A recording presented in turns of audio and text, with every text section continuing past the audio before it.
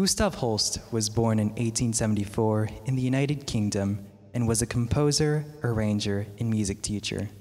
Born into a family of musicians, it is no wonder that Holst would follow the same path. Although originally hoping to be a pianist, he developed neuritis, which was an inflammation in the nervous system causing permanent impairment in his right arm. Despite this, he still pursued music and attended the Royal College of Music to study composition, and his compositional techniques were inspired by many Romantic composers such as Wagner, Strauss, and through his later years, Ravel, Stravinsky, and even Schoenberg. They all shaped him into the composer we know and love today. And furthermore, he became a teacher at the St. Paul's Girls' School and taught all the way from 1905 until his death in 1934. Holst went on vacation with his friends in the spring of 1913 one day, and one of his friends, Clifford Bax, introduced him to a book about astrology.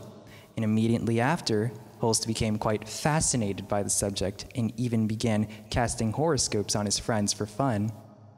It was also around this time that Holst started thinking about a piece of music inspired by the planets. His suite would be more astrologically inspired rather than astronomical, though. It examined the psychological attributes of the planets that ruled over the signs of the zodiac, and conveying these attributes through music would result in something new and spectacular for the crowd. That is what Holst thought when he began composing his suite back at the St. Paul's Girls' School.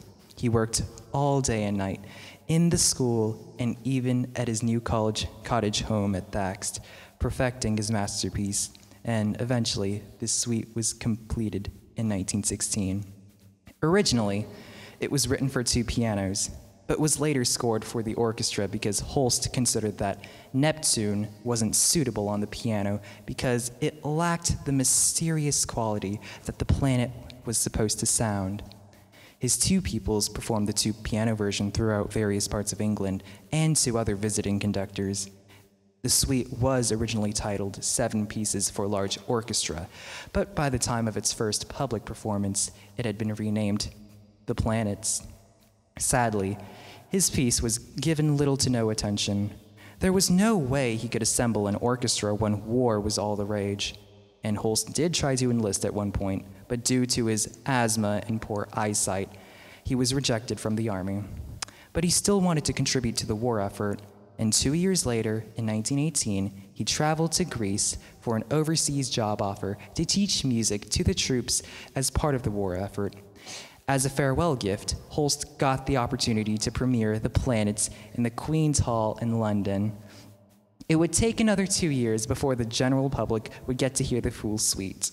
And because of this one-hit wonder, Holst gained lots of attention afterward due to the suite's innovative and original style. But as a shy man, Holst preferred to be left alone to compose and teach, and did not appreciate the limelight after he became a well-known figure. He died in 1934 at the age of 59, leaving behind a legacy and inspired many musicians and film composers. One of them was John Williams. Although conductors tried to alter the suite by shortening it, Holst was never happy about these changes. According to him, the suite was structured meticulously to showcase the harmonious balance of the solar system. For example, if you take Jupiter as the center of the suite, the other planets on each side of Jupiter would be complete mirrors of one another. And others speculate that the planets parallels the stages of life. But I'll let you guys decide how you want to interpret this. Now, I think you're all waiting for me to be done with my speech, so without further ado, let the concert begin.